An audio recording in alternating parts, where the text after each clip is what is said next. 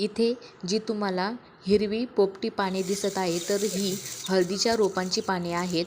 आणि ही जी हळद आहे तर मी हळदीचे 2 कंद जून महिन्याच्या सुरुवातीला लावले होते आणि आता 9 ते 10 महिने झालेले आहेत हळद लावून आणि हळद तयार झालेली आहे। तर हळद तयार झाली हे कसं ओळखायचं, तर जेव्हा हळदीची पूर्ण पाने वाळून जातात त्यावेळेस हळद झालेली आहे असं समजायचं। आणि इथं हळदीची पूर्ण पाने वाळून गेलेली होती म्हणजे हळद तयार झालेली आहे। आणि ही हळद आज मी काढत आहे। तर त्यासाठी मी आधी जिथं हळद होती तर तिथे पूर्णपणे पाणी टाकलेलं आहे जेणेकरून माती ओली व्हावी। आणि आता पूर्ण माती ओली झालेली आहे आणि मी आत्ता हळद काढून घेत आहे। तर अशा प्रकारे मला हळद मिळालेली आहे। हळदीचे 2च कंद लावलेले होते तर तुम्ही बघू शकता हळदीच्या 2च कंदांपासून किती हळद मला मिळत आहे। तर अशा प्रकारे मला हळद मिळालेली आहे।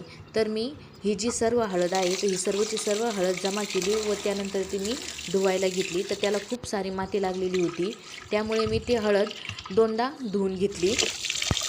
हळद 2दा धुवून झाल्यानंतर ती अगदी स्वच्छ झाली आणि बघू शकता साधारणतः मला पाऊण ते 1 किलो हळद 2च कंदांपासून मिळालेली आहे।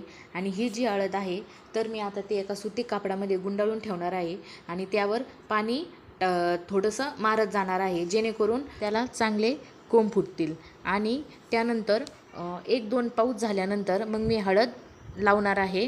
हळद मी उन्हामध्ये आणलेली आहे आणि तुम्ही बघू शकता अगदी सोन्यासारखी पिवळी पिवळी हळद दिसत आहे। तर ही आहे आमच्या अंगणातली घरची हळद आणि ती आज मी काढलेली आहे।